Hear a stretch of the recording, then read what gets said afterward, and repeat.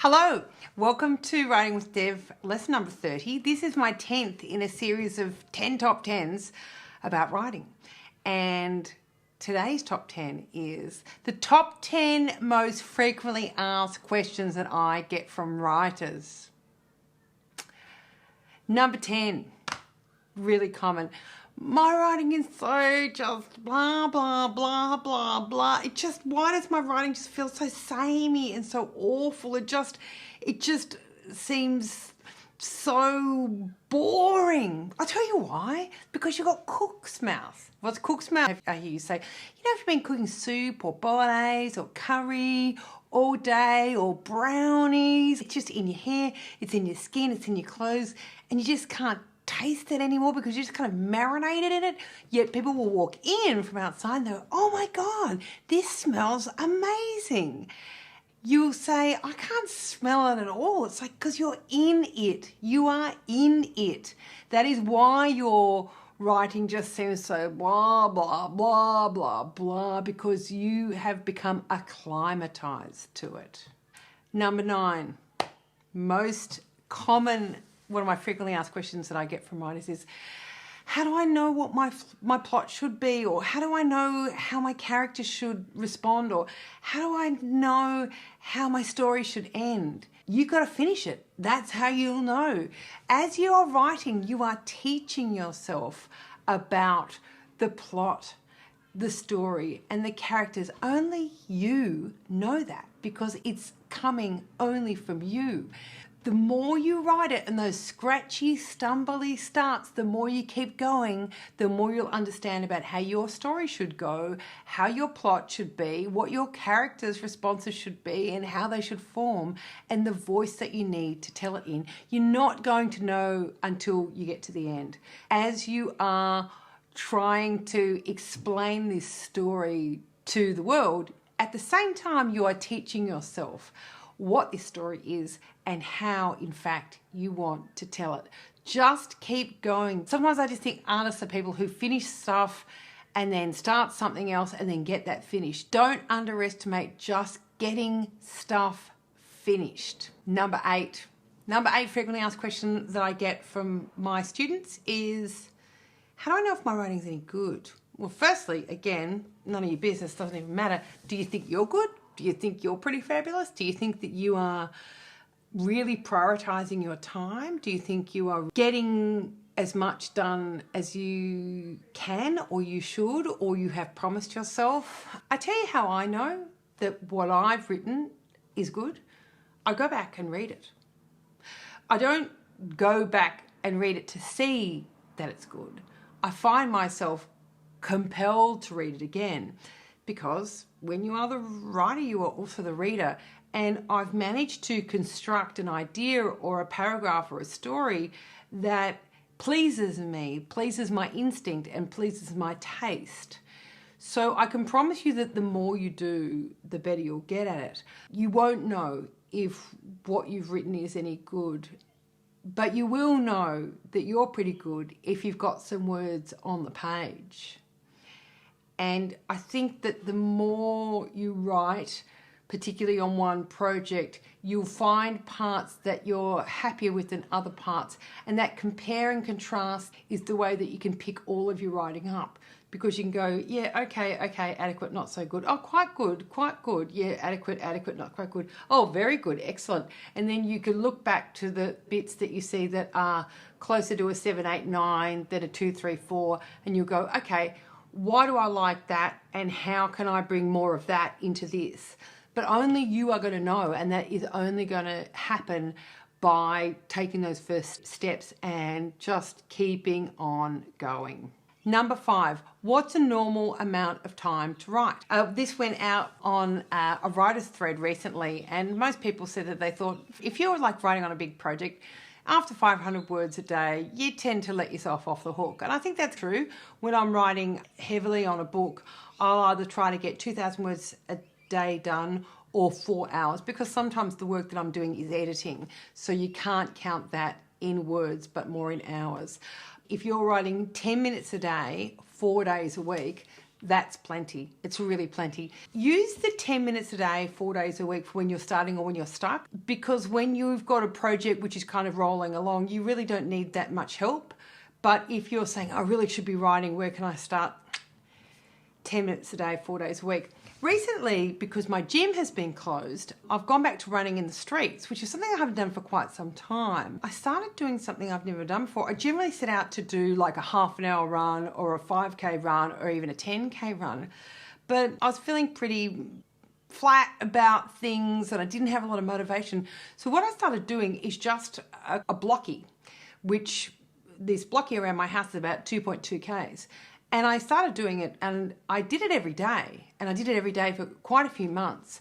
And I think that because it was such a small amount that took up such a small amount of time, it made it much easier to do. And I think if I had higher expectations of myself, I would have actually done less running. The fact that you start and you stay on it and you finish it is far more important and more valuable than how long you do. So let's just think about me running. I apply myself, I put my running gear on, I get out there, I raise my heartbeat, I run, I keep running, and I come home.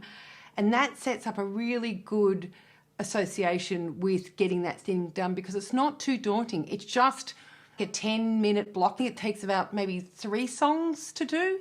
So I'm a really big fan of under promise, over deliver. If you set your expectations quite low, you'll probably find out that you end up being more productive and getting more done. So you can't necessarily count in hours and you can't necessarily count words. But if you are applying yourself, and again, if you're stuck, I say 10 minutes a day, 4 days a week is absolutely fine. It's important to have some days off because if you are one of those kind of people who goes, I've got to write every day and I've made this pact with myself to write every day. If you miss one day, it's a bit like how people feel when they ruin their diet. It's like, oh, well, I might as well chuck the whole thing in the bin. 10 minutes a day, 4 days a week, that's doable. You can have some days off, and even when you do write, you get 23 hours and 50 minutes off because it's a small, doable chunk of time. Your association with writing is very positive. Number 6, this is a question I get all the time. How do you deal with worrying about upsetting people? How do you deal with, worrying about legal consequences? How do you deal with what people will think? Well, firstly, the lion doesn't sleep over the opinion of sheep. But secondly, you don't need to show anyone you're writing. Just get it down. Just get it down, and after you've finished, deal with that. But you will find the obstacles we put in front of our own writing all sound really earnest, and they all sound really important, things that you should be listening to. No one is going to get upset when they can't read it. There won't be any legal consequences for you just writing something. So yeah, if you write it, finish writing it, get it down to the very last draft. If you are certain you're going to publish it, get some legal advice. But it's very likely that that bit will end up cut out anyway and you won't have to worry about it. Until you write it, it will be stuck in your mind as a barrier and an obstacle and a reason not to write because you don't know what to do about what people will think and you don't know what to do about legal consequences. Chances are they're never going to read it because you're not going to show it to them, or you're not going to show it to them in the form that it's currently in. When you do write stuff out, I think that need to blame and shame and to stand up for people to say, yeah, you were wronged, does really go away. Be really aware. You've got to be so deeply honest with yourself about the games you're playing with yourself and the obstacles that you're putting in front of your own success. It's like, oh, well, I'm really worried about what people think and I'm really worried about legal consequences, so I just won't do it. That's a spirit. In the end, if there's a couple of bits that concern me, can I make them anonymous? Can I show them to other people? Can I write them in another way? Or can I cut them out? Number 4, I really want to write this thing, but I don't know where to start. Do 100 hours. Just do 100 hours.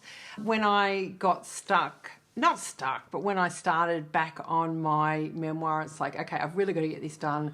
I've been working on it on and off for a whole lot of years, and I was so daunted, and I was like, oh, no, I hate this. I hate being a writer. I just want to be a gardener. I want to be a nurse, or I want to own a shop. I just hate this. I just thought, shut your whinging up, just write 100 hours. So whatever it is that you're daunted by, here's my tip, red hot tip, write 100 hours. In your little notepad, you could keep a little notepad on your desk, or I do it in my phone, in my little yellow notes thing. I just wrote down the amount of hours that I'd done. And I started with 100, and then if I wrote 4 hours, I wrote the date, 4 hours, and then got through that 100, and then I just did another 100, and then I did another 100, and then I just kind of forgot. I know where you're going. You're going along that road for 100 hours. That's what you're doing. And do 100 hours, and then I'll listen to your whinging. Number 3, how do I pitch? Dev's response is don't pitch. I'm talking about articles. A lot of people talk about pitching articles to magazines. Don't pitch. Do you want to be a writer or do you want to be a pitcher? I am totally anti-pitch because you end up doing something that's not really you, that they're kind of telling you to do, that they would write if they had the time.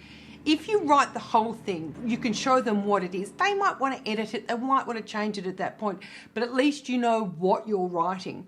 If you spend all your time pitching, your skills will be in pitching and they won't be in writing. If you write something from start to finish, and even if they don't want it, you've still got the value from writing that piece. You've got that piece that you could maybe sell another time, use for something else, but dead pitches, nothing happens to them. They just kind of float out into the ether. But a piece that's written start to finish, that is a valuable thing, which has left you with skills and insight and experience that no one can take away. Don't pitch. Write the whole thing and then say to an editor, do you want it? You might submit 3 different things to them. They go, no, close but no cigar, close but no cigar. And something might come in that they think that you're a really good fit for. Why don't we get that person who's a really good writer, but they've sent us in 3 pieces and we haven't had the money, we haven't had the space, we've had too many similar things, because we can see that they can write, we can see that they can finish something. Don't pitch, write. Number 2, I need your advice. I'm really good at starting things, but really bad at finishing them. I've got notebooks full of ideas and documents that I've started, but I'm really bad at finishing. What's your advice to me? Well, finish something. My first piece of advice would be, so some people say to me, can you procrastinate work? So procrastinate work is working on something when you should be working on something else. And my answer to that is, yeah, you can procrastinate work, but you can't work on any more than 2 things at the same time. If you have notebooks and if you have projects, put all of them bar 2 in a box that says open in 2030. And the 2 that you're working on, they just stay on your desks and they're called work in progress. If you're somebody who works on computer, I would say do exactly the same thing. Put everything other than 2 of your projects in a file. 2 go in a file that says works in progress, and the others go in a file that says open in 2030. And when you're working, you can only work on those 2 things. If you work on 2 things, it's like having 2 piggy banks. They are going to fill up slower, but you're always putting money in somewhere. If you've got 50 things, nothing ever gets finished. Now, the reason that people start stuff and don't finish it is called new relationship energy. Think about anything that you've got with you right now. I'm thinking about this dress or this plant or this bookshelf or this ring. What have you got around you? Have you got a device? Are you sitting on a bed? Is there a blanket on you? Are you wearing a pair of shoes? Are you watching me on an iPhone or another kind of device? Think about how excited you were with these things when you first got them. It could even be a haircut, earrings, jewelry, and think about the items around you and your feeling when you first had them. Remember how excited you were to have them and how aware of them you were? You use that new phone or wear that new dress or put those new shoes on, but then after a week or so, it's like, that old thing. This happens with our ideas too, that we have new relationship energy, that we go, oh, I love this idea. And there's this certain fizzy, shimmery, exciting feeling in us. And then when we've sat with it for a while, we've worked with it for a while, it's more familiar, and it's lost that new car smell. That's what it is.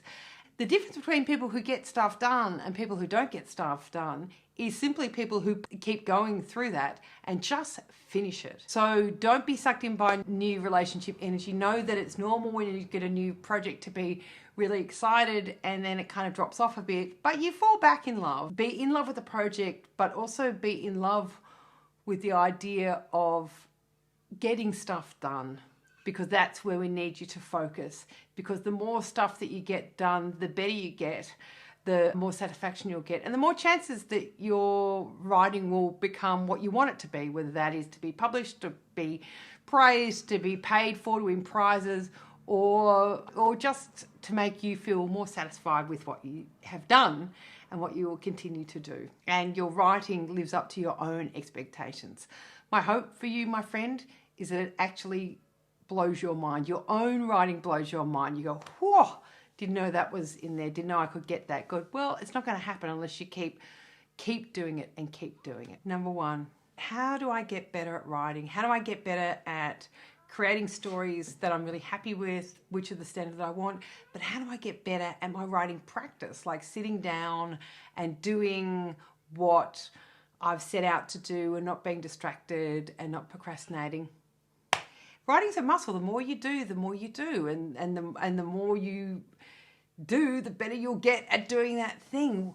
I think that it's worthwhile to think about it from a neurological perspective. Where it fires, it wires. The more you do, the more your brain will become accustomed to doing it. Do something today that your future self will thank you for.